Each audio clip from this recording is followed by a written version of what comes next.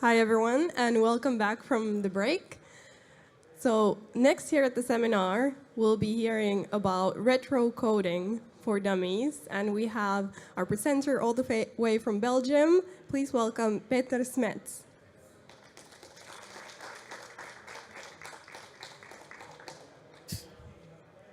All right. Hello, assembly.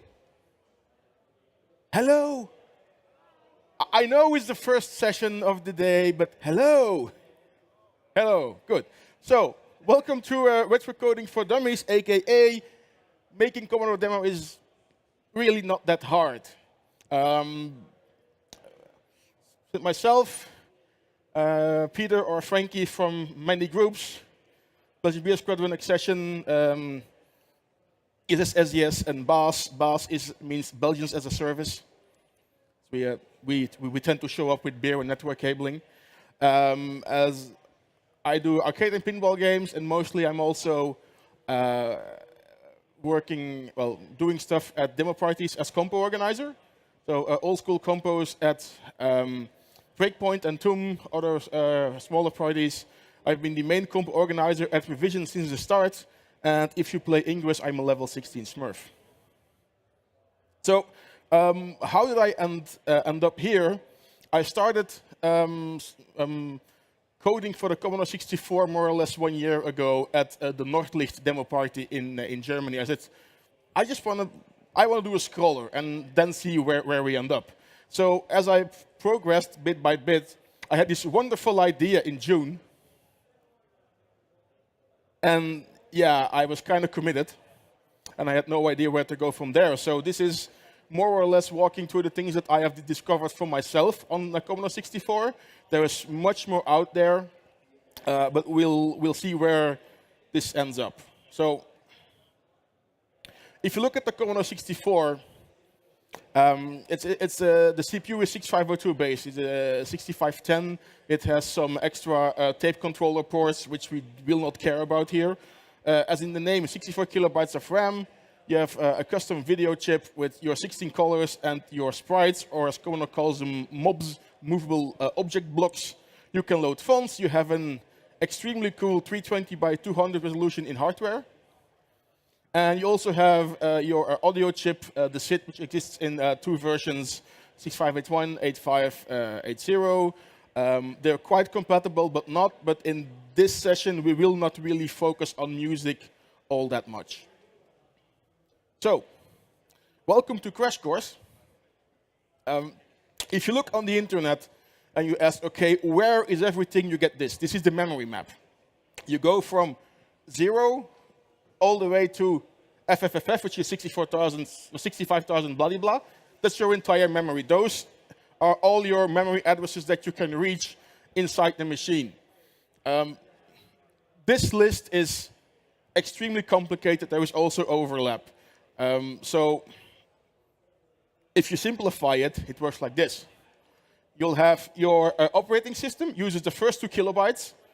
You can do stuff over there, but not all that much. It's where the operating system basically keeps its own numbers, variables. You have temp spaces for working with all kind of numbers and stuff. You don't really need to care.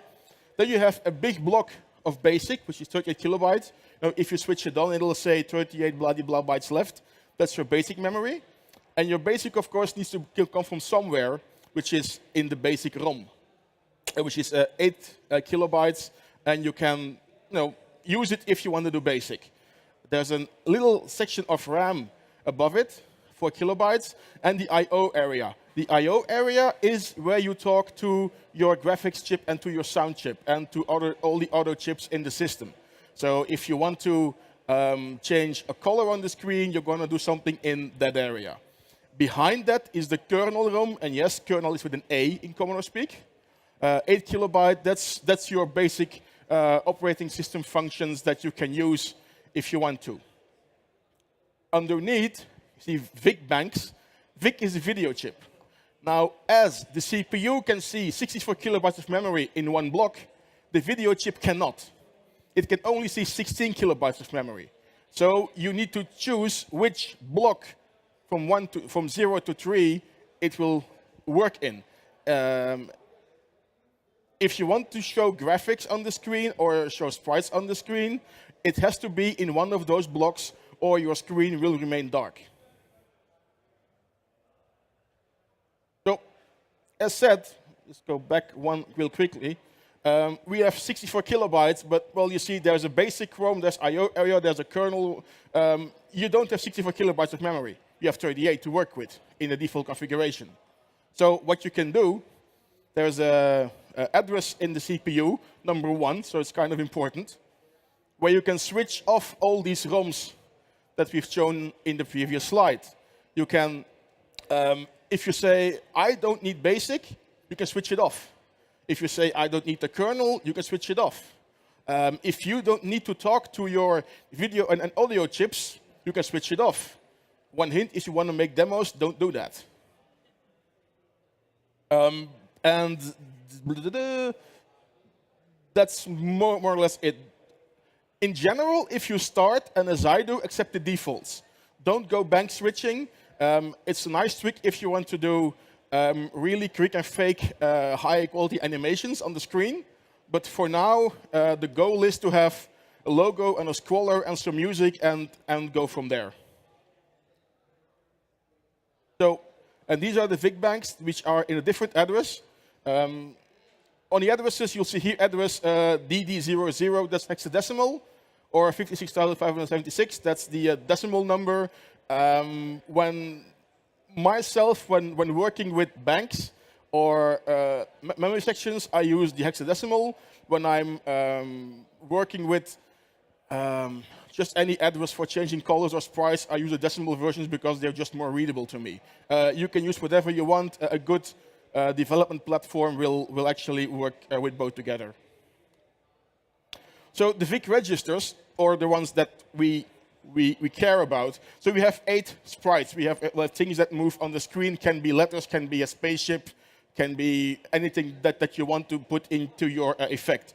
You have 8 of those, and 8 of those means on the same horizontal line of your screen. You can reuse the sprites using sprites multiplexing. That's an advanced feature. I'm not going to do that here, because that's an entire seminar on its own also for sprite priorities, etc. So your sprites have X and Y coordinates to put them on the screen.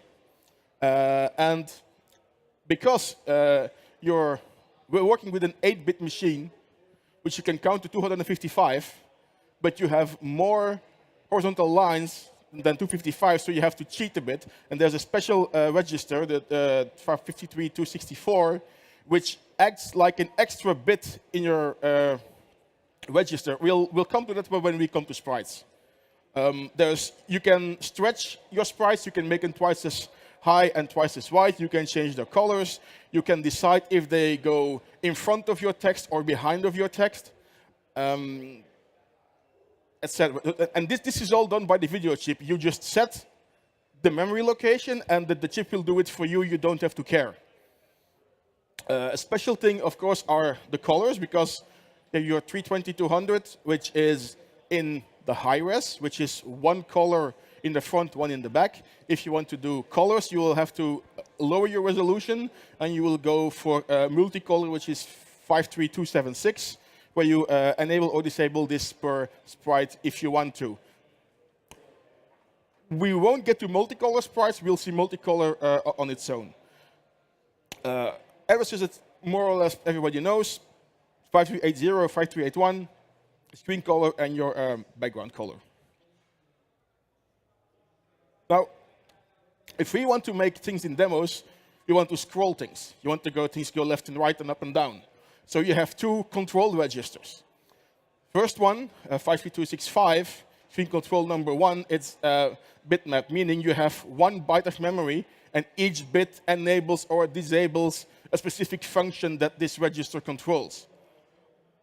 The one that we care about here are the first 3, the vertical scroll. Because the video chip can scroll a little bit on its own, but it is limited. So this is where you will use this register. We'll see it when we get to the scroller part of the presentation. A second one is more or less the same, but for horizontals. If you want to do scrollers, this is where you will live. important thing is you have 38 and 140 columns.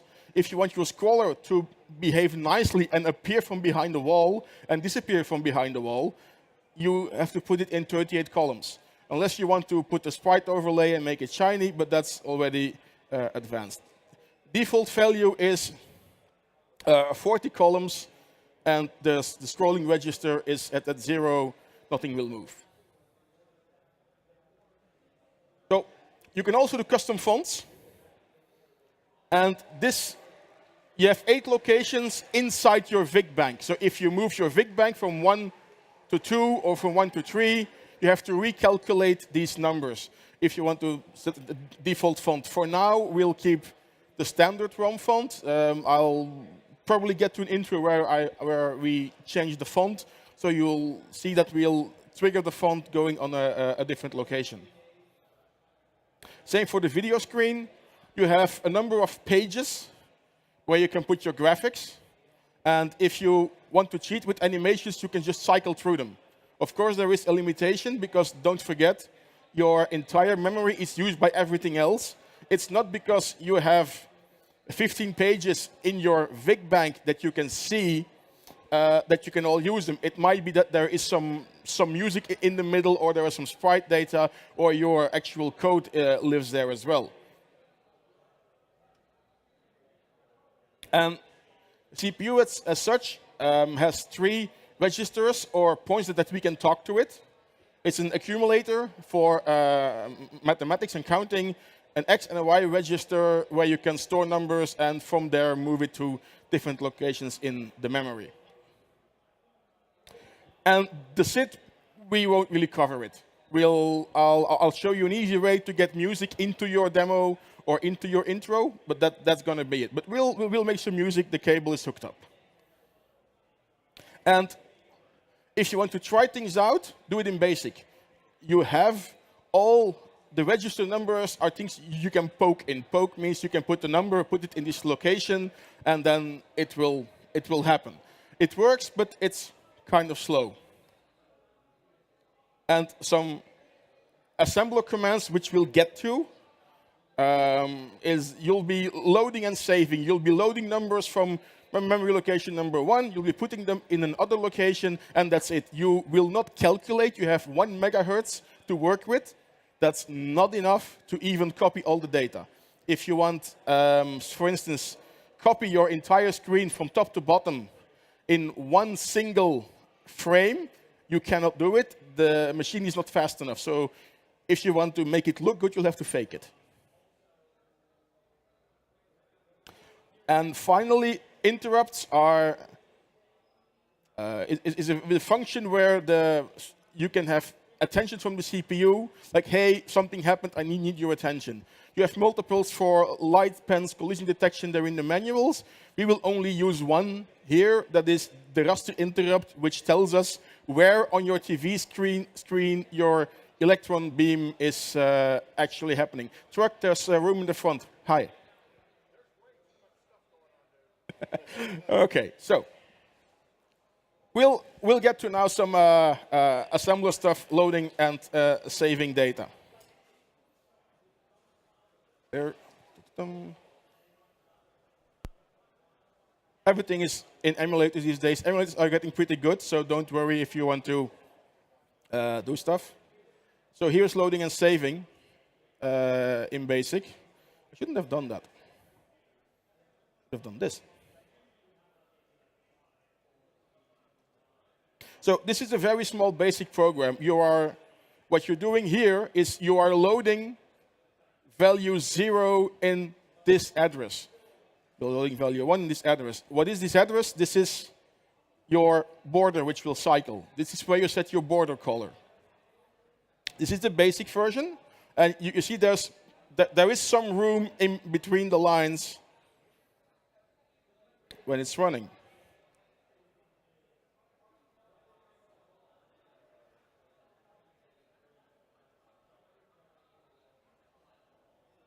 And as I said, everything is a lot faster in assembler.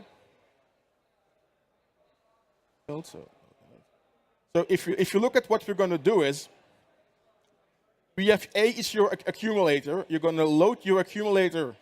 You load the number 0, and you will save it in 5380 is the same address. And you do it with the 1, and then you jump back to loop. This star is where you want the code itself to build. So if let's force a build for this one. This is what we've made. And nothing happens. So it's loaded something, nothing happens.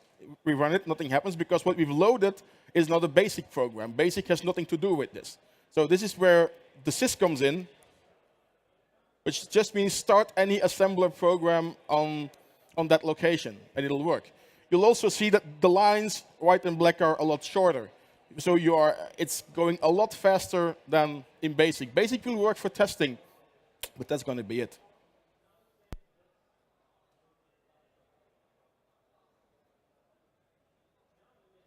So with loading and saving data are 2 commands. You can also count. Best thing to do is to just do +1, -1. That's the easiest to do. Here we are. It's not a basic snippet.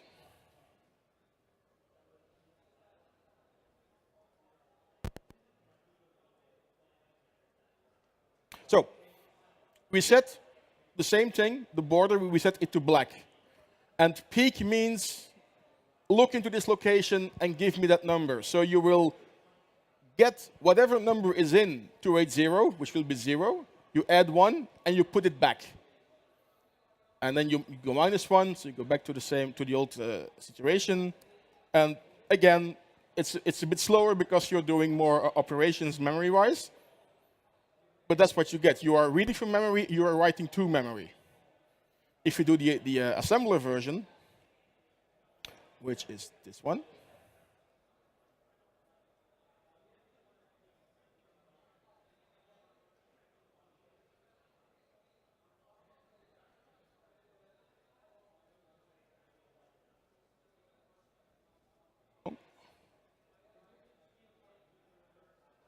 it goes a lot faster, because I'll put them together.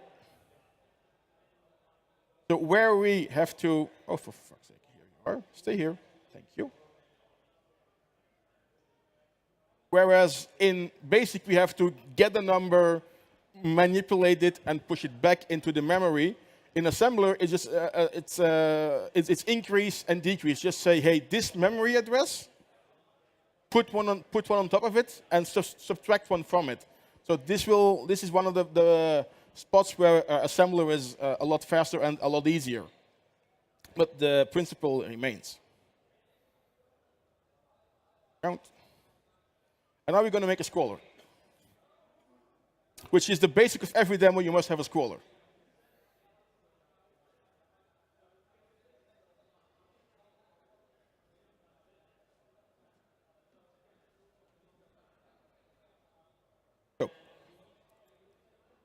What we have here, this is 53270, which is one of our control registers, as we've seen a few slides past. And we're going to count from 7 to 0 with this register. And if you concentrate really hard, you will see that this line of stars, it will now scroll. This is your soft scroll, which means you have 1 character width. You have 40 columns. Each column, the video chip will scroll this for you to the left and to the right. But that's it. So that's your soft scroll. You're good for 7 pixel movements. And then you have to do something. In Commodore terminology, this is called a hard scroll. Because what you will do is, and I'll explain the code in a bit.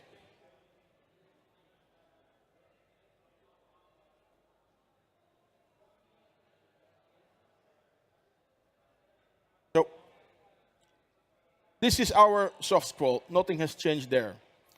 Now, everything on your screen is an address. So if let's see, if here. So every little block, every character is an address that I can do things to. And I can poke things into it. and you didn't feel like doing that. I hate you now. So yeah. Oh, I'm over there. So if you look over here, this is an address where I am putting a character in there. I'm just changing numbers in memory. I'm not using print. I'm not doing anything. It's changing memory. So what you do with a hard scroll is you take what's in the furthest cell on the right and you copy that one to the left. And you cycle through the entire line until you have copied the entire row. And then you reset your soft scroll and you repeat what you have just done.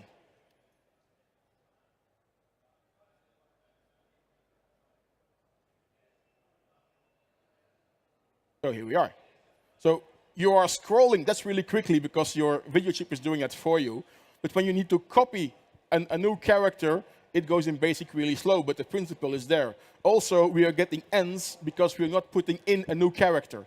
Because your scroll will get information from a buffer, which you don't have.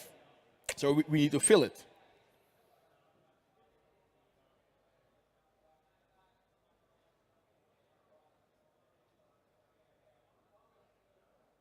So we have here, at the end, we will poke at 1102, which is the last character of our line. We will put in a new character from our buffer. So let's do this. And you'll see you'll get an A, B, C, D, E, F. It'll get our scroller, and then it'll stop. Because you have to put an endpoint to your scroller, or your program will continue forever and ever and ever into memory, getting random data from everywhere it can find, and then crash your application. So this we do here is we do a small check. So if 0 is the last one, then we go to 300, and restore is a basic command where you reset the location where you're reading in your table. And now after the last letter, it'll restart at A, and you are in a continuous loop with your scroller. Now this is ridiculously slow. So we can do it in assembler.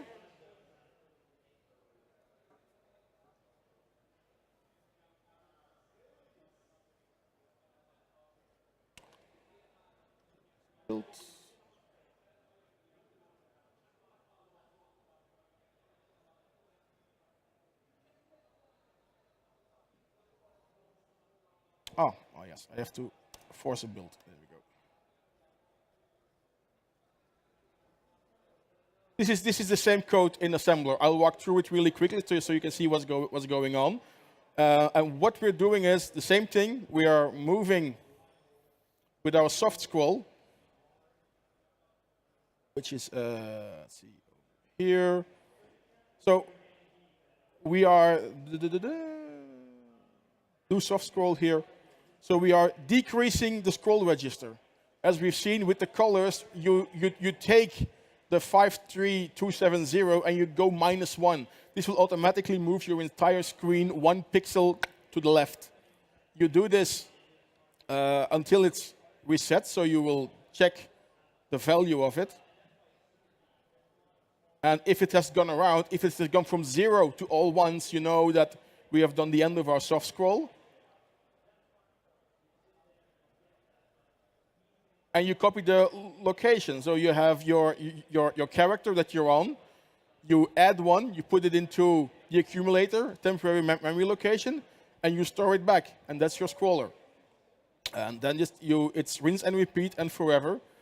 Here is your scroll text.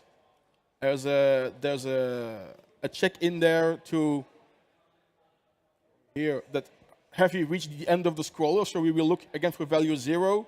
If we are at value 0, you will say compare. This is an if then else. You can reset your scroller, you just set the value back to 0 and you start over. I have redone this from scratch yesterday morning just to see how it went, and I ended up with this from absolutely scratch in about 90 minutes, including the head banging why it didn't work.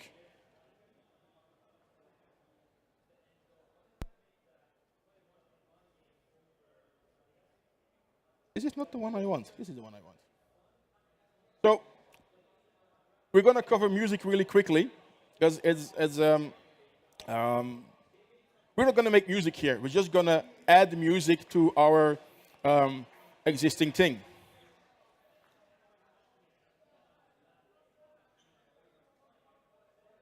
Come on. Yes.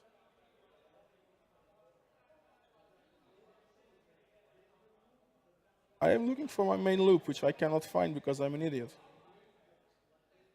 I know, I need to get another program in there. So, I'm not stuck, but I am... Oh, I need this one, I guess.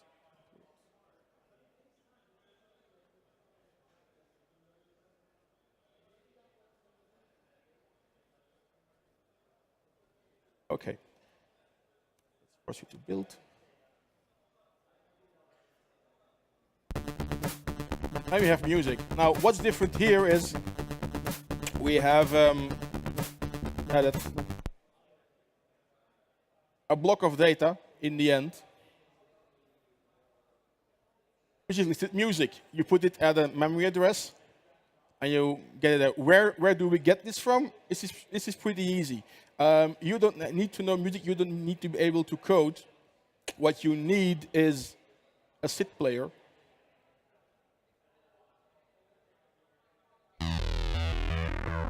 This is SID Play 64. It plays Commodore 64 music that you can get from the internet. Best source is HVSC, the high voltage SID collection, has tens of thousands of files. And what we need here is it needs to be compatible with what we want to do. So here at memory location 1000, I know it's free, so I can use this. And you have an init and you have a play. Init you run once, play you run every screen cycle. And that's how you do music. So let's put this tune into what we have. So just for comparison, this is the music we have now. I'll leave it playing for a bit. And I will take my new one and save it as new music. And I have now saved an assembler file, a digital file for Commodore 64, which is executable. Now, we still need to get this into our own application. So let's erase this for a second. This is where the music was, or is. Now we have no music. You can import a binary file in this tool using CBM Proc Studio. I'll give a link to it later. So here's my new music file. And you import it. Now, always remove the first 2 bytes. Why? Because this is the loading address for a Commodore 64. It needs to know where the file needs to go in memory. But we know where we want it, so we can remove this. You copy this over here. You paste it in. And you need to tell your assembler that this will be at 1000, because that's the number that we discovered in our options. And there we are. We will now do a few checks. The init is at 1000. JSR is jump subroutine. It means to go and do something and come back. And once every loop, we go and play the music. So with some luck,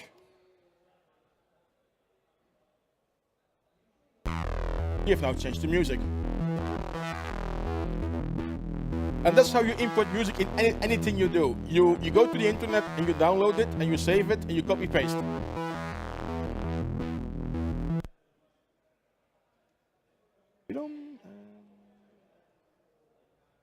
So same for graphics. We've seen the tables that we can set the locations in the banks. We'll be using a default bank here.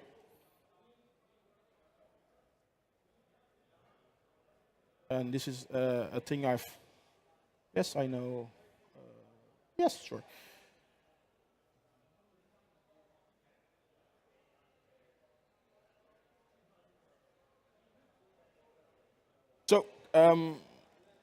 Koala is a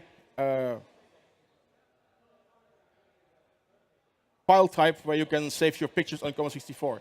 It's the most common, and what we'll do here is we have the picture in the same location. We have a picture from anywhere on the internet and load it. Actually, let's see if we can make a new one.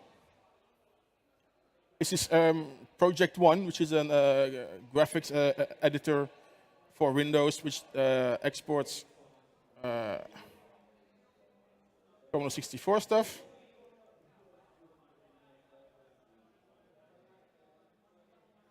Let's make a tree. There. This is our graphic. And we're going to save this as a koala picture.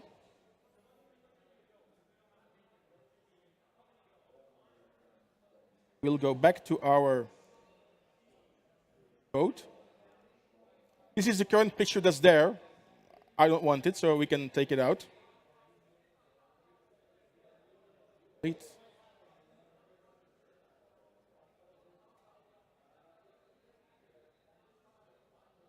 And I was over here, and I was in a sample picture. This one. Same procedure as the music. You delete your first 2 bytes. What's left, you copy. And you throw it in here.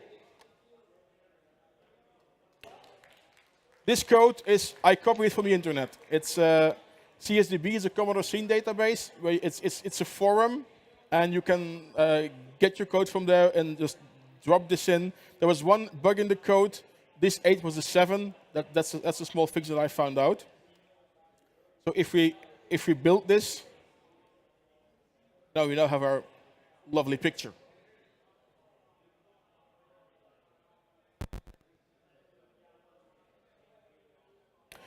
And now we come to the sprites, which are the movable things. You have 8 of them. And a sprite is 64 bytes. It's 3 characters wide and 21 rows high. And you have, the difficult thing to understand is you have a slot. Every bank, so from 0, 1, 2, 3 on the VIC, is split up into 256 sprite slots. You can put a sprite at any of those locations where you want, as long as it's free. And then you have your sprite bank, which you calculate by the bank number plus the multiplication is where your sprite will be. Is this complicated? Yes. This took me a few hours of Googling, and in the end, a friend on Facebook explained me how it actually worked. So, same thing. We'll go back to our basic code, because that's how we do it initially.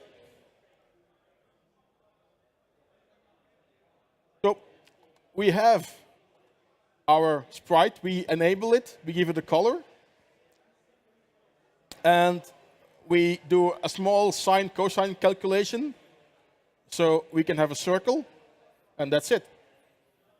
The white block is a sprite. It's coming from random memory locations, so there's nothing there, hence you have this white block that you're doing. If you make this into assembler, blah, blah, blah, Doc Studio, assembly.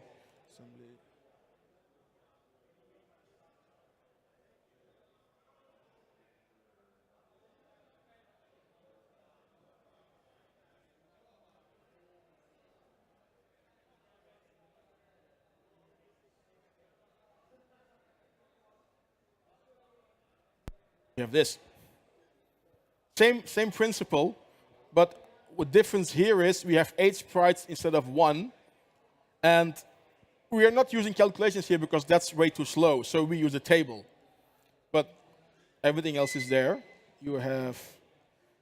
We set our sprites, they're all 0, they can start over there. We're not going to make them double height or double width, but we can just for fun do it with one here and see what happens. And you'll see we now have 2 big letters here. That's all done by your video chip. You don't have to carry yourself. And for the locations, I used a big table, if I can find it. La, la, la, la. Here you are somewhere.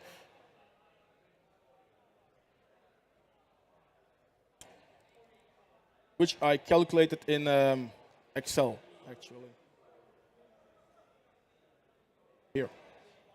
Because you cannot do calculations yourself. It's better is to pre-calc it and then to fake it. And I made this Excel sheet, so I have this number, this list of numbers is what I need. Those are my sprite locations in memory. And to continue from this, la, la, la, la, where you are here. So click. I read here, so sprite 0, 1, 2, 3, 4, 5, 6, 7. And these are your x and y coordinates of your sprite. And you just read from this table on and on and on, which will, in the end, give the location of your sprite. It's more or less a circle. So, and now that you have this, you can start putting things together. You can say, well, OK, we still want a scroller to go with this. So you copy-paste your soft scroll and your hard scroll routine from the previous build that you made. And you now have a scroller included. And that's just all code reusing. If you want to add some music, same thing. We jump to 1003 here to play the music.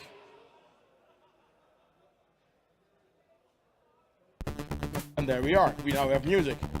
And because you always need something nice to go with the demo, you do need a flashing border. And you have this. The border flash is the same. You read numbers from a table, which identify your colors, and you poke that, you LDA, STA this into the register of your border graphics. And that's more or less it. If you add a logo to this, you have your first intro. So it's easy. You can go from scratch. If you really crunch through it for 1 or 2 days, in the evening you have this working. You have a graphics here.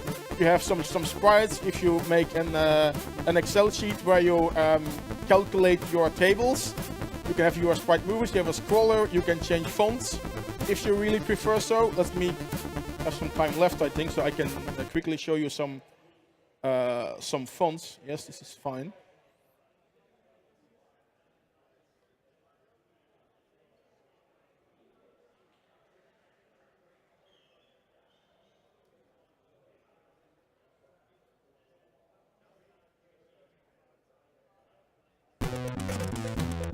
This is a thing I made in about 5-6 hours from scratch. I reused the scroller code on a construction party in Germany late last December.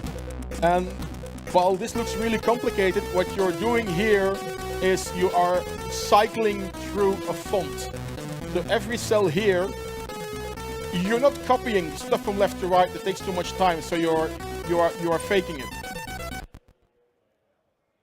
You have, let's see, a character here too. So you have a font here, and you add like little squares where you then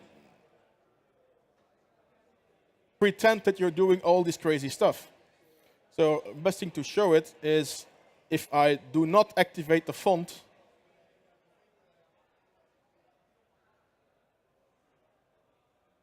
it's going through the default font and it'll look a lot crappier. But that's what you're doing. You're just cycling through memory. You say, okay, you have location number 1 that I want to get this block. Decrease it by 1. We've seen this, and you will take the next character in your font, which is like a slightly different block. The only thing that you need to check is that you stop in time and restart in time. So you have to build in the check that are we through with all the technicalities. And the colors are exactly the same. It comes from a table, and you copy it into a color memory location. You don't have to fill all the letters. The video chip does this for you. Just say, okay, this location is that number, that color, and you're off. And yeah, I think the last one I can here.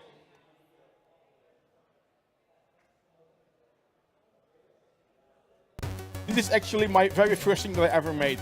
So you have a scroller and you have a flashing logo, everything else. So you think, okay, you're moving the logo in, you're copying things around.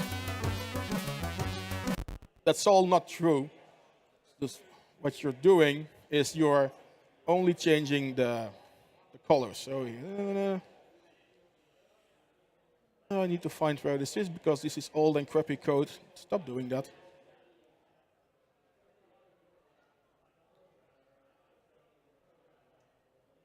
I have even no idea how this thing actually works. Oh yeah, I do. Here.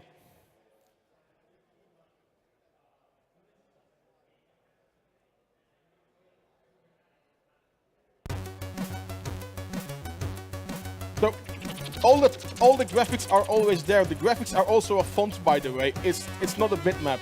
And what you do is you change the colors from black to whatever you want it to be, to make the idea that they're coming in and out of the screen.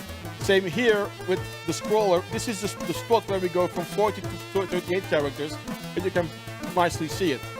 So, and I think that if I can do it, everyone can do it, because I'm a total idiot. I can't even explain this properly, I'm sorry. So, here we are. I don't know if you have time for any questions or see me afterwards. I know there's a microphone somewhere, and I will try to reply, but I have no promises on the quality of the information. What I'll do also as well is, this is all the websites where I found my stuff. The random search engines are your friends. Codebase and 644 Wiki are full of code examples you can just copy paste. STA Star Commander has an excellent memory map. The PRG Studio is the tool that I used to make all the code. Project One is the graphics editor for the koala images. And HVAC and are the SID collections with your player. There's my Twitter and my email. If you want to say, hey, I'm so much better than you, I'm really looking forward to that. So there. Any questions? Last call? Raise hands. I know it's Finland and people don't really dare to, but you can, I know. 7 in the front. Can you just pick any music from that high voltage collection and put it in a demo and put it in a competition? There's usually some rule like you have to have the right to... If it's in high voltage, I don't really care. Because that means it's been released. You can also find it on CSDB, the Commodore Scene database. You can also download it from there. Just make sure to add the proper link, and in CSDB, point to the actual SID used. The musician will like that. Many of those tunes, by the way, are from the mid and late 80s even. So not many people will care. Just give proper credit. And on a technical level, it depends a bit on your memory location. But as long as you're going from the ones which load at memory location 1000 are the safest to use with the default settings.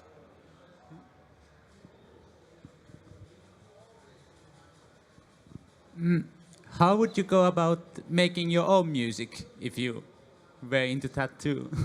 There are different trackers available for any platform. So you have them for Linux, Windows, Mac. I think Goa Tracker is one of them that comes to mind. One is easier to use than the other, and you will. All of them will generate these SID files, these SID files, which you then can import and use. So there's basically everything is done cross-platform. I think the actual moment that a demo runs on a Commodore 64 is when they record it for a demo compo. Everything else is done in emulator always, every time. More questions? On top, because I can see you with the light, so you have to scream. There's nobody on the top? Okay. Okay, well, I think that's it. If you have any other questions, write me a mail. I'll be walking around at the scene set desk for most of the time. So I guess thanks, and also thank you for Assembly for giving me the chance and forcing me to do this. Thank you.